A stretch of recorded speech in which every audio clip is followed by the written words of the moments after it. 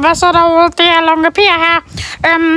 Jeg har lige fået lidt outfit change her. Men i dag skal vi interviewe Butthorn fra Biltema.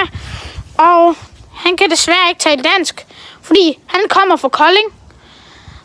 Og så taler han arabisk, så i dag taler han engelsk. Men han er heller ikke så god til det, så jeg translaterer det lige til jer. Kom. Hello. Okay. Hello. What? No, don't talk. What is your name? What is your name? What's name? Mit name is Butthorn fra Biltema, ikke? Yes. Okay, Hansen, han siger, yes, mit navn, Butthorn fra Biltema. Og, jeg skal huske at tale engelsk. Hvad gør han? Han skal have noget skrald. Hvad gør han? Han vælger.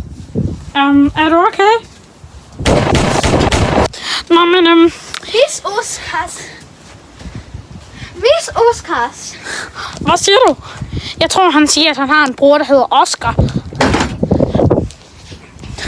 Nu er han ved at tjekke skraldespandene. Men, like min video, hvis den var god. Subscribe til min kanal.